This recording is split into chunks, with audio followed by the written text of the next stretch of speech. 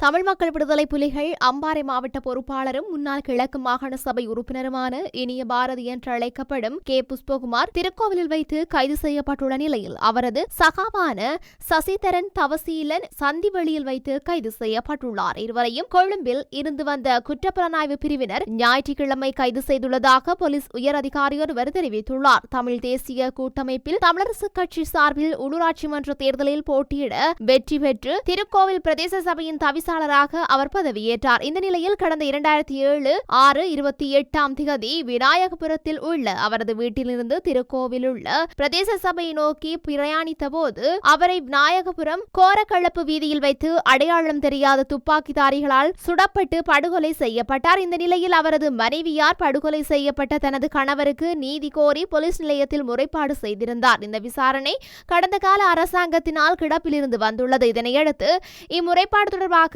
அவரது மனைவி சிஐடியினரிடம் முறைப்பாடு தெரிவித்ததை அடுத்து அவர்கள் விசாரணையினை மேற்கொண்டு வந்த நிலையில் இதனுடன் தொடர்புபட்ட சந்தேகத்தின் அடிப்படையில் இனிய பாரதியை சம்பவ தினமான ஞாயிற்றுக்கிழமை திருக்கோவில் அவரது வீட்டில் வைத்து கைது செய்தனர். மேலும் அவருடைய சகாவான மட்டக்களப்பு சந்திவெளி பிரதேசத்தைச் சேர்ந்த சசிதரன் தவசீலன் சந்திவெளியில் அவரது வீட்டில் வைத்து விசேட அதிரடிப்படையினரால் கைது செய்யப்பட்டு கொழும்புக்கு கொண்டு சென்றுள்ளதாக அவர் தெரிவித்துள்ளார்.